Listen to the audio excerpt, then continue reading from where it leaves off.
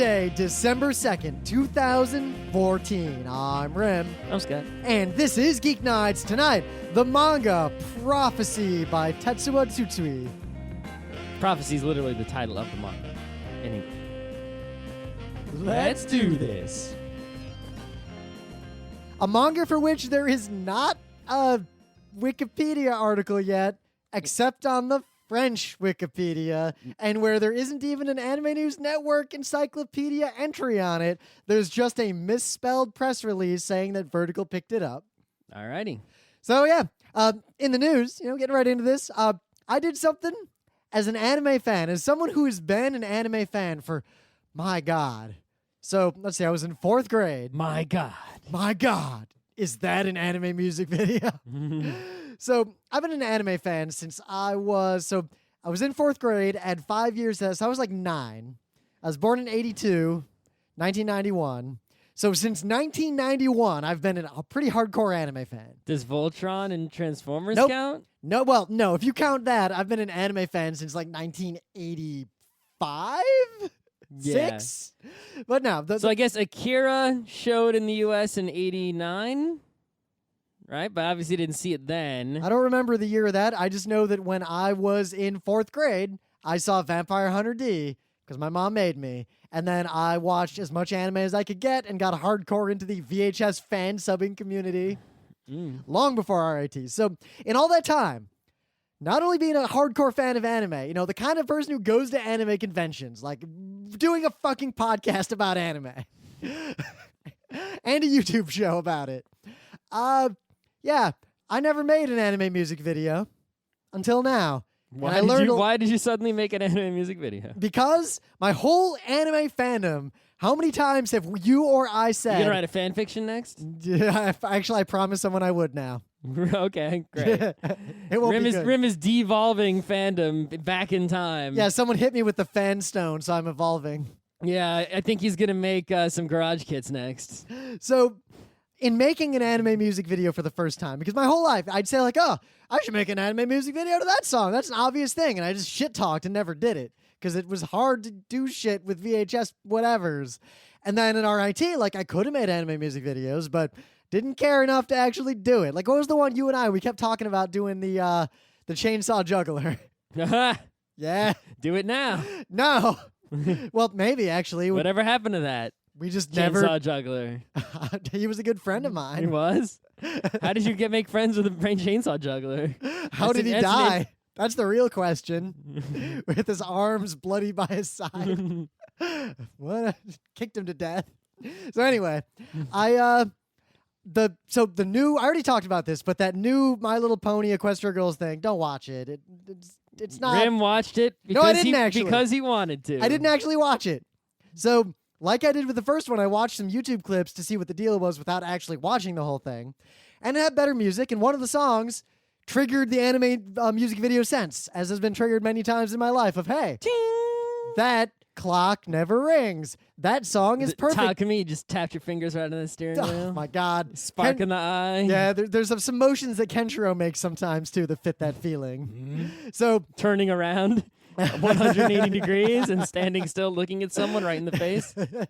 So there's that moment where you think, wow, that would make a really good anime music video. And then I thought, you know what? Fuck it. I'm just going to make it. Because how hard can it be? And you know what the answer is? Not fucking hard at all. It is really easy to make a pretty good anime music video. So I sat down, and not counting the time it took to download the 40 gigabyte Blu-ray rip of Utena, it took me about 2 days to make this thing. I just threw it together, 2 days, in Premiere, bam, done, uploaded. And I'm convinced that it's in like the top 5th of anime music videos ever made. Because most anime music videos really, really suck. And in fact, I went around watching a lot of anime music videos after I made it. Like recent ones. Like ones made in the last year. Like ones that didn't win tournaments. Yeah. They have tournaments of music videos? Contests. Tournaments. Yeah. Little bracket. So I learned some other things making this. One, a lot of people really liked it. I'm kind of surprised by that. Two, animemusicvideos.org still exists. Okay. That is still a place that is an active website, and it literally appears to be unchanged since 2003. All right. It seems to update every day with news. It has its whole database that also appears to be running the same back end, and they have a FAQ. The FAQ appears to be vintage 2003. Okay. It has literally the word YouTube does not appear anywhere on this website. Wow. And you still upload your anime music video to their website. And where are they storing all these? they host it locally. They have enough storage and streaming power? Their upload limit is 150 megabytes. Oh, I see. Okay. Yeah. So you guys know, I rendered out the video to upload like this rough cut to YouTube, right? The anime music video I made. 1080p's? Yeah, well, not actually 1080p because it's 4:3, but the equivalent of that for 4:3. Mm-hmm. Yeah, following YouTube's recommended output settings for maximum quality for their transcoder, 4 gigs. 4 gigs for a 2-minute and something video. So the fact that animemusicvideos.org still exists, is updated daily, and seems to have a community. It existed in the days before YouTube. It was the only way to get anime music videos. And in those days, your computer couldn't even play a 1080p video if such a thing existed. It was pretty much 480i for everything. I remember the days, and that Scott, was good quality. of you, me, and James trolling that site, looking for anything worth showing to the RIT Anime Club because we had shown every good anime music video in the world. That we had access to that wasn't on just one VHS tape in some dude's closet. Yep.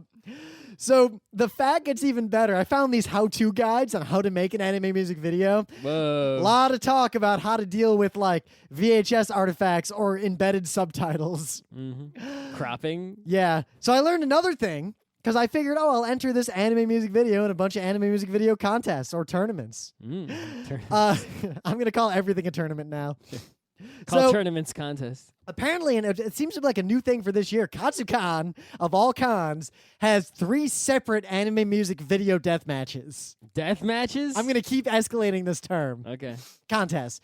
They have the normal anime music video contest that every con has. The Royal Rumble? They have the 1 minute or less submissions only contest that is separate. The Survivor Series? That seems like an interesting thing. Mm-hmm. And then they have the NC-17 one. The Animania? The HMVs, I assume. I almost... Or the PMVs. Well, it still has to be anime. It's just NC-17. Yeah. So PMVs. Yeah. So I almost wonder, is that just like violent stuff? Is it straight up like just porn music videos? Mm-hmm. And if it is hentai music videos, does anyone do one that's in the drama category and is super those serious? Clearly, the HMVs clearly aren't on YouTube because you're not allowed to. Where are they? Yeah. So that opens... I mean, you can find hentais on the internet just by typing it in. I've never searched or even thought to search for hentai music video. I'm doing that on YouTube right now. You're not going to find anything on YouTube. It's a hentai. I've seen hentai on YouTube. But it's going to not be... Is it 100% censored? Hentai music video. Here's a bunch of them. Are they just censored? That is a butt right there. It's a butt with pants on. Yeah, those are in fact technically pants. That's not a dildo. That's a reverse dildo. Wow. So they somehow created a video in such a way that you never see anything and such that it's okay to put on YouTube? Yeah, this looks like it's skirting the very edge of the line. So yeah, anime music videos is still a thing, and for anyone who thinks that they're hard to make, no, they're trivial to make. It's really, really, really easy to make a good anime music video. If you think otherwise, talent yourself up a little. You also have Adobe Creative Cloud, makes it way easier. Yeah, own Premiere. If you don't own Premiere, don't bother. You don't own it, you're just renting it. Yeah, no, I own it. I pay for it. It's mine. I can use it. Yeah. So yeah, you got some news? I do have some news. So one of the pleasures of living in New York City is, of course, being able to go to screenings for things, right, that you cannot necessarily see anywhere else, especially including foreign or obscure things like animes.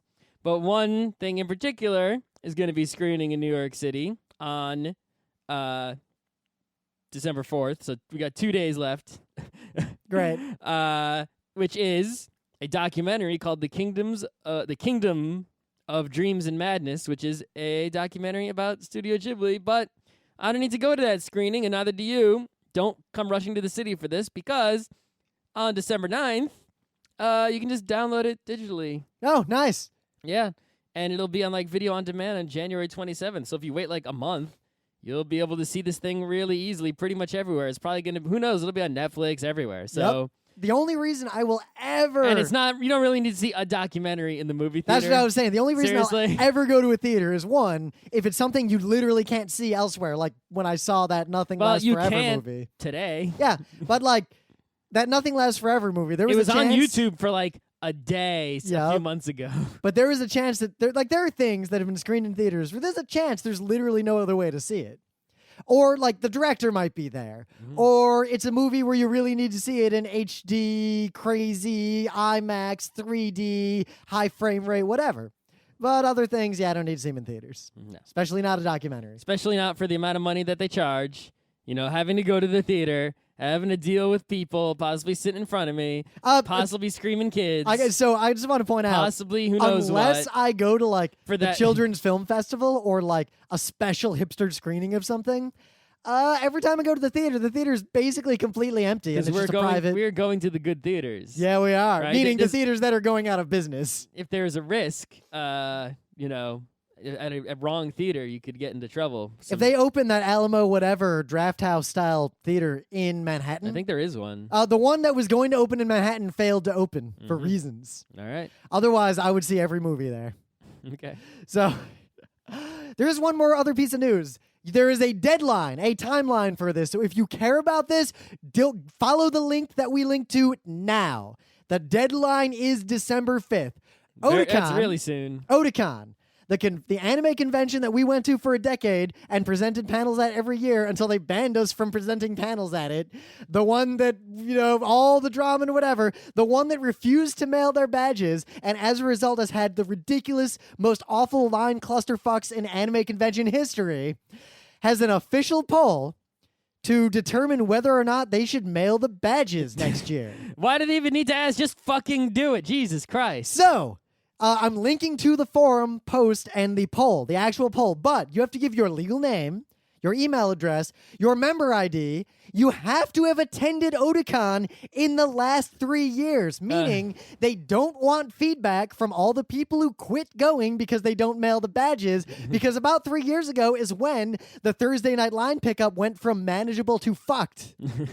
So they also don't want anyone who doesn't ever go to Otakon because they don't mail the badges, like the people who can't go or it sucks to go. It's just because an of that. example of, right, this is the of one of the core problems of nerd geek culture in general is when someone who provides geek services or geek things to the geek audience, right, will prioritize further servicing the existing audience as opposed to prioritizing growing the audience. You, Captain, proposed this exact thing for selling PAX badges at the previous PAX. Yeah. So are you a hypocrite? There's a difference. How is it different? I'm not excusing Otakon here. The audience for PAX is already larger than all PAXs combined. Yeah. Growing it serves no purpose. Otakon's attendance actually dropped this year. That's why they should concentrate on growing their audience and not on servicing the existing I feel audience. like they would be better. One of the easiest ways they could grow their audience, aside from mailing the badges, which is just obvious, would be to have fostered a culture of having good panel content. This is an example of their bad culture, though. Yeah, specifically, you must have attended Otakon within the last 3 years to participate. Submissions that do not match our records will be discarded. Sure. I submitted anyway. Deal with it. Yeah, however, if you go to Otakons or care about Otakon, even if you haven't gone in the last 3 years, if you have a member ID, go fill this out now, because I suspect they have made this poll so that they'll have ammo to then not mail the badges, because that seems to be how they work. Yep, probably. If they mailed the badges, let's say they mailed them, would you go? Me? No, I'd only go if I present. I don't go to anime cons unless I'm a guest. Like, that's just how it works. I haven't attended an anime con where I wasn't a guest since Katsucon 2004? 2004, I think. Maybe 2005. Pretty sure it was 2004. So Yeah. who cares? Yeah. So if they invite us back as But yeah. guests. But I which- mean, that same phenomena of servicing your existing fans as opposed to growing your fandom can be seen in comic books. Yep. It can be, this is the sort of thing, right, that the Gomer Gates comes out of. Imagine if right? imagine if DC and Marvel had a joint poll where you could vote on whether or not the boobs were excessive in their recent comics. But in order to vote, you have to give them the back pages of 3 issues from the last year to prove that you're actually a reader. Yep. It's like, great, let's ask the people who read the titty comics if they want more titty comics. But I mean, the Gomer Gates, it's the same deal. It's like, hey, you video game companies, you keep making the games that we insular group of bros want, And it's like, don't make games for anyone else but us, bros. Stop growing your audience. Just service us. Service our niche only. Oh my God, animes. Why do you keep making moe shows that only otakus want to watch instead of making animes that everyone wants to watch, like Ghost in the Shell? Why? Yeah. This is the same problem. You can find it everywhere in all geekeries. You can even find it in like fucking car companies. Hey, car company, make a car that, with a manual transmission that us car people really want to drive. No, don't make a Toyota Camry. No.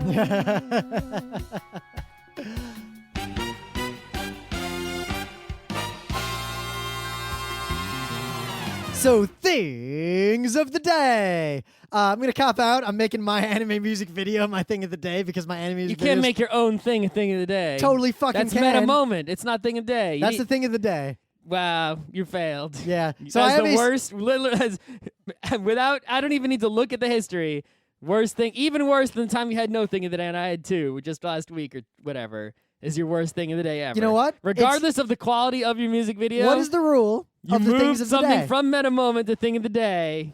Bob Scott, That is the ultimate fail. did I make this for Geeknights? Is it a geek? No, it's mine. It doesn't matter. It's not Geeknights. It's just me. It's Rim. Doesn't matter. All right, fine. So here's an alternate thing of the day. If you're A real thing of the day. You're a little baby. Here is how to cook shrimps in 3 seconds with a shrimp gun, a butter gun, a tempura like flake gun, and a fire gun. Would you eat that shrimp? Yes, because I've eaten raw shrimp, so I would totally eat this shrimp. No, but I mean, it's not. I mean, you're willing to eat it, but like, do you want to eat it? Kinda.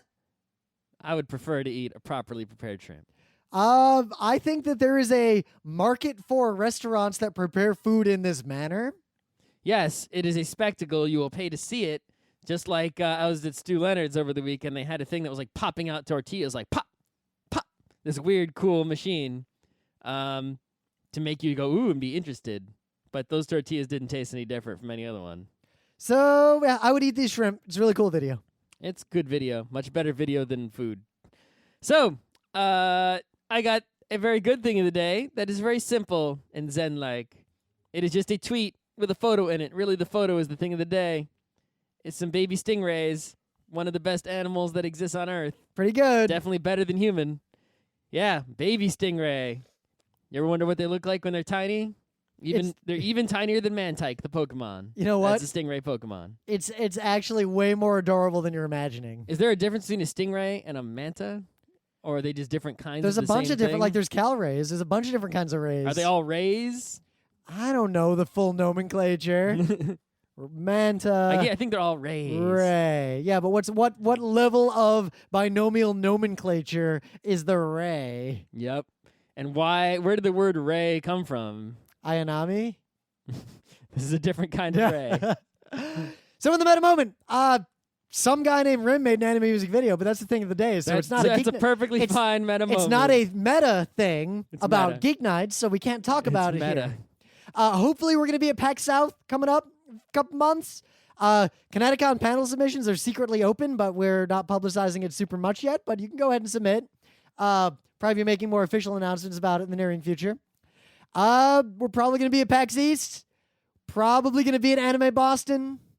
We have a bunch of shit on the internet, and I've started uploading a bunch of stuff, and I will have many more videos soon from my appearance at PAX Australia. Mm-hmm. I uploaded a very short bit that's just me talking about Shadowgate. Death. And I have a little bit I'm going to upload later about Gone Home and how it's not a game. And how Dang. actually it is a game, and the people who say it's not a game are assholes. Well, it's definitely not an ortho game. You know what it is? It's an interactive amusement. It's entertainment software. It is entertainment software. Yep. That is what it is. I have this whole bit where And I'm that, like, it doesn't really, people just get hung up on the no true Scotsman. Like, you say something's not a game, and they act like you're anti-Scotsmaning it when it's like the category of a thing has no bearing on the quality of the thing. yep. But simultaneously, You can say tic-tac-toe. You know what? Tic-tac-toe is a game. That doesn't make it fucking good. It's still Yep. garbage. Gone Home, not a game. Still really good. simultaneously, a lot of people get really mad when they basically Marching band, not a sport, Ram. people say things are not a game because actually they just don't like that thing.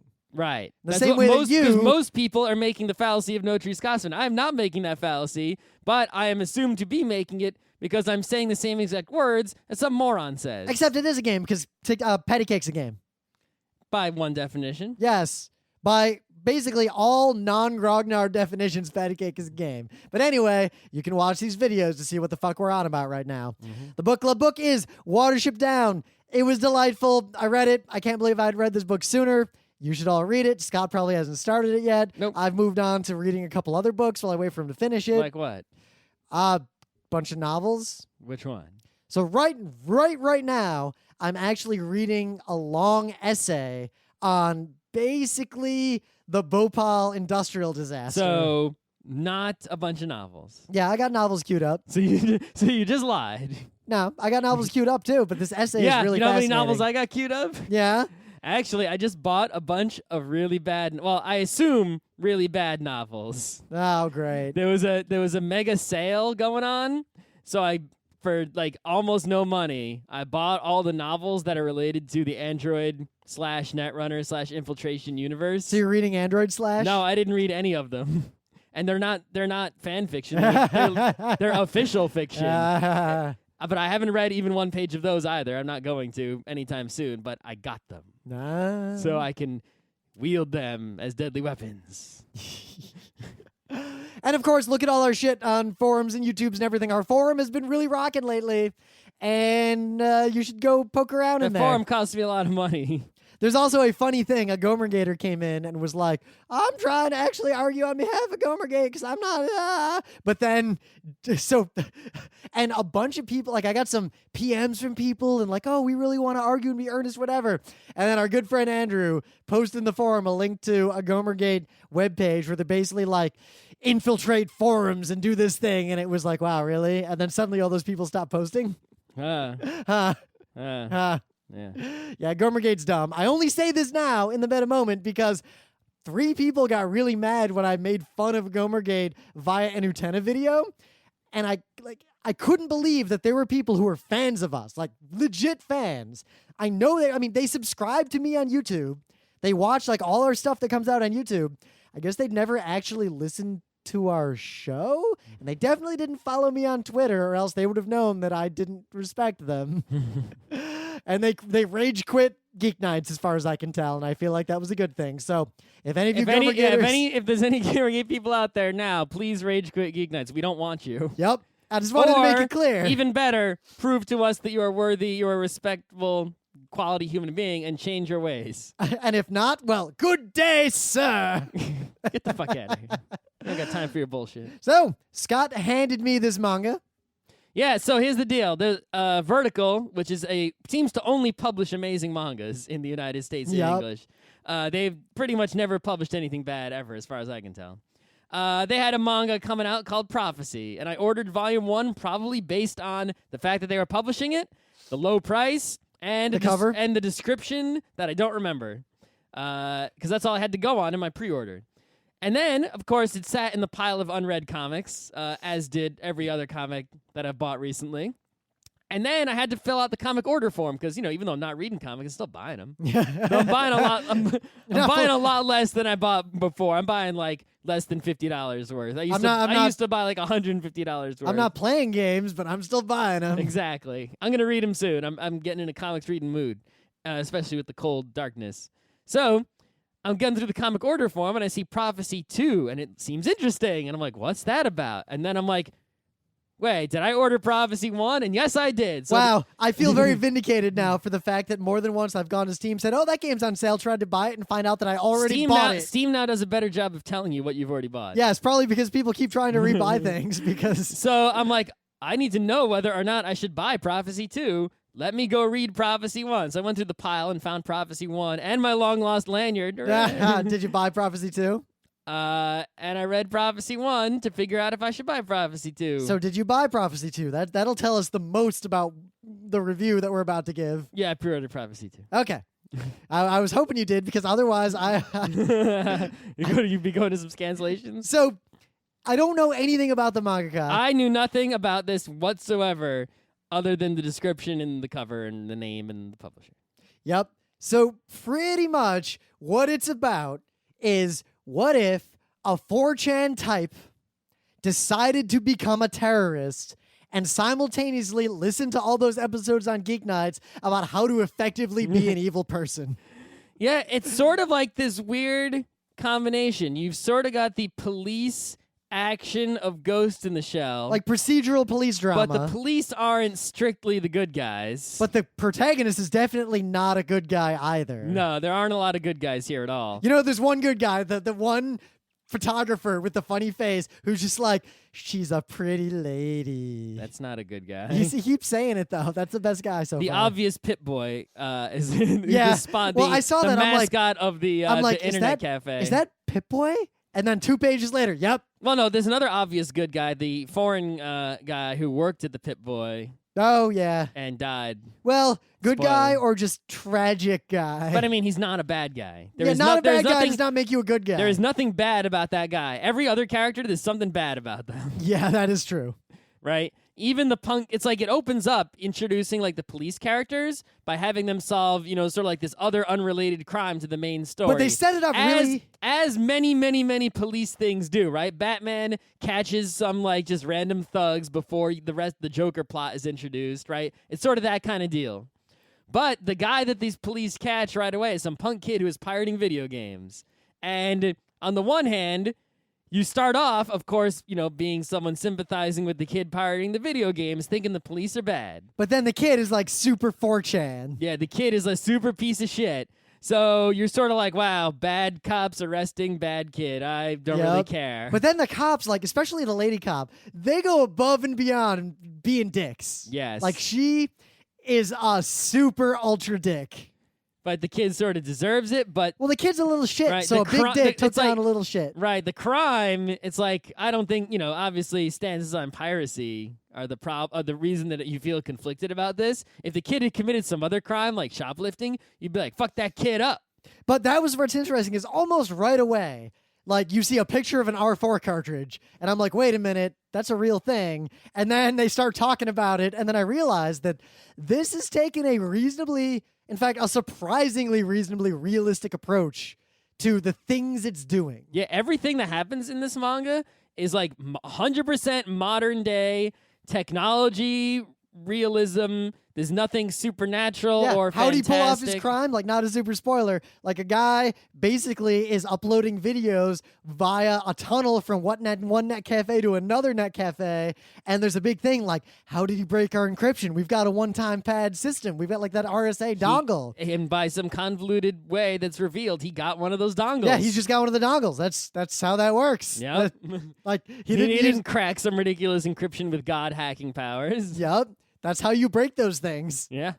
And what's interesting is that there's no other than the person in the past, that poor immigrant guy, who is sort of the genesis of the rest of this. No one is really a sympathetic character. The guy doing the terror is kind of a vengeful piece of shit. Yeah, no, he's definitely, it's just vigilante justice, and some of the justices he's fighting for are clearly injustices. But some of them are you're feeling good on the one hand that like, yeah, justice is being served onto people that otherwise would not have justice served onto them that deserve it. Like he goes after a guy. But he's dispensing justice that is far more harsh than it should be. Well, like on one hand, he goes over the sexual predator guy. Yep. And like, you know what? not super broken up about what happened to that guy. No, I mean, not any more broken up than you'd be about, Batman beating the shit out of people who were just stealing some jewelry. But then he basically beats the guy mostly to death with a baseball bat. And as far as I can tell, was that the guy who was just mean to a nerd at his job? Yeah, something like that. Yeah. Yeah. And there's definitely this undercurrent of like, it seems to be that the story is going in the direction of this guy committing these crimes basically causes this sort of second order simulacra goes in the shell kind of thing, but it's among 4chaner gamergator pieces of shit. Mm-hmm. Like they're the people, the downtrodden, awkward that guys are the ones who are rising up, Right. and they're using 4chan technology to commit acts of terror. And the cops are going after him, so you're sort of like, go cops. But the cops are pieces of shit, like the kind of like Ferguson kind of cops. Yeah. So you're not, so it's just like, you're just watching this shit go down. And it's sort of fascinating to watch this shit go down. I kind of like the aspect that I'm not rooting for anyone at all in this. So I'm just reading it like, well, let's just see where this goes. It's like it's like the character that is the good guy is society, right? And you're seeing like the dregs of society, like all the bad parts, just like set each other on fire, and you're like, God, I hope all these people die so that the rest of society can be clean of them. But in one way, I'm glad that it's taking a surprisingly nuanced approach, because if you could easily make this story be the smart internet kid is able to right social wrongs and change the world because old people can't keep up. Mm-hmm. Technology, all that stuff.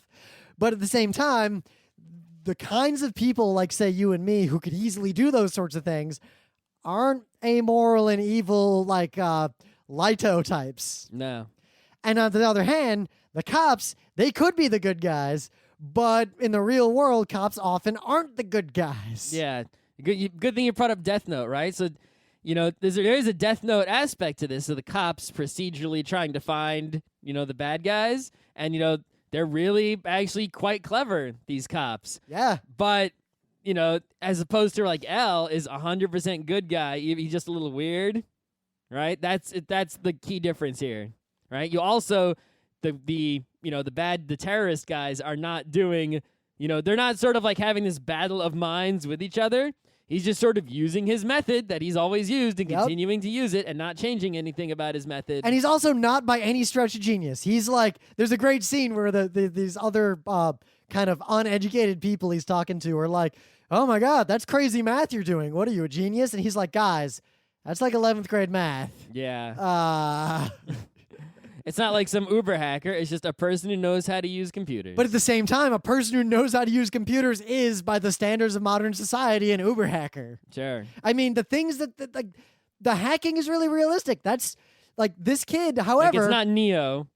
Yes, but at the same time, like he's making the kinds of mistakes that, like, if Scott or I were doing a similar thing, we would not have made. Mm-hmm. Like the camera thing.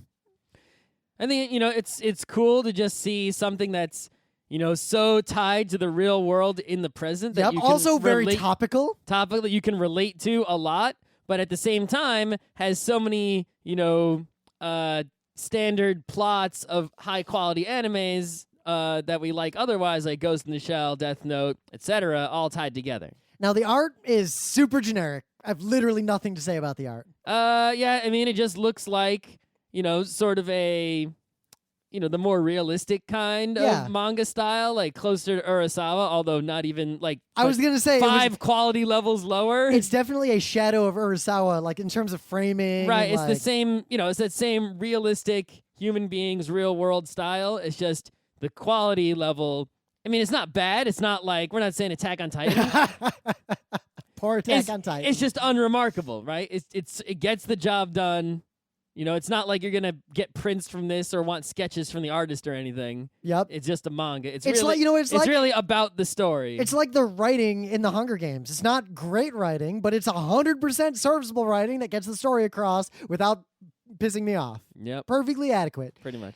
And the only real bad thing I can say about it is that a lot of the dialogue is really sort of that cliche, this is a procedural drama about a thing, so we're going to explain the thing to people who like it's almost like it's written for people who don't know what an R4 cartridge is. Yep. And don't know about like tunneling and RSA keys. So there's a lot of like, hey, cop number 1, what's that thing? Let me explain technology in case the reader of this manga doesn't know it. Yep. Oh, that is something that they use to copy game data. That blah blah blah. Whole history of the R4 cartridge in Japan.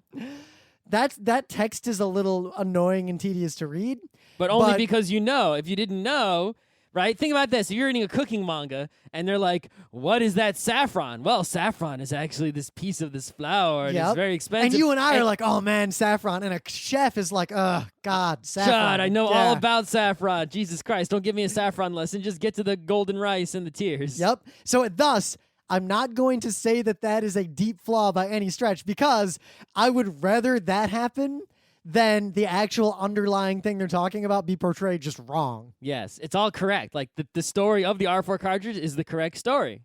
They don't say anything wrong about it. And so if you're someone who doesn't know a lot about these things, this can actually be mildly educational, and that it won't necessarily like make you a computer expert any more than Hajime no Ippo will let you beat Mike Tyson in the real world, right? Or anything like that.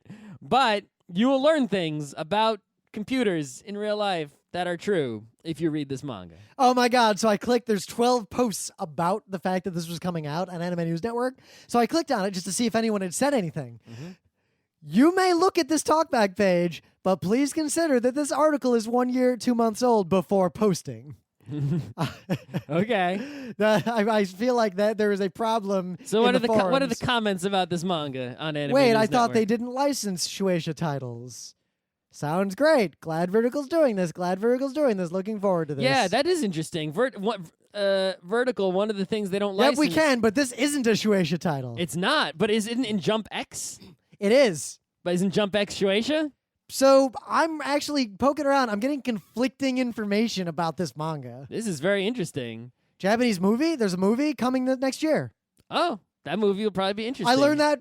So the only actual source of information on this seems to be the French Wikipedia. Oh, is it a French movie? Prophétie, manga Les prophéties de le mais on manga. s'en peut boy, un internaute anonyme, affuble, de mascotte de coupe dans du papier journal qui annonce des prophéties. Okay. Prophétie. No, prophéties. Prophète. Yeah. Prophétie. I'm not sure what, like like usually a title like Prophecy, pretty generic title. Yep. I can't see anything in here about any prophecy whatsoever. Well, notice he prophesies. Basically, he says this crime will occur. Oh, and then the he's crime prophesying occurs. his own crimes. And look at the cleverness. He wears a newspaper as a mask, right? Of the current day. So you know that what day he made basically what the guy's doing to give you guys. He uploads a video to YouTube that he just recorded a little while ago of him saying this crime is going to occur, like real soon. And he says why. He's like, justice is going to come down on this person because they fucked up. And then don't fuck up the way they fucked up, or you'll get the same done to you. And then, like within an hour, like before the police can even react, the crime he prophesized occurs. Right, like he records the warning video, sets it to upload, and sets it to publish, like right before the crime is about to happen. And then he does the crime like as the video is like made public on YouTube. So I suspect that what's going to start happening is that this is just a guess. I've only read the first volume. I would not be surprised if eventually he makes videos prophesizing a crime, doesn't have to do anything. Some anonymous rando then goes and commits the crime. Awesome. I think that's where this is going. And this doesn't, like, the manga doesn't shock me because this is like kind of baby's first this idea. Yeah, there's nothing in here that's like surprising or new. It's just a decent execution of things that I like. Well, and if you're not, like, if you read this and this seems all kind of scary or like dangerous, seriously, guys, in our professional opinions, this stuff is 100% plausible. I am actually really, really surprised that something like this has not already happened. Kinda has, sorta. Not on any wide scale. I mean, it's kind of petered out. No one's done something crazy. Mm-hmm. Imagine if Gamergaters were told to rob GameStops instead of being told to, send rape threats. Yep. But Black Dynamite. You already robbed the GameStop? Yeah. Why? I think we're done here. We're not gonna just read it. It's great. Not great, but it's a perfectly good manga. It's new. It's cheap. Yeah, There's nothing else like it in English. that I know of.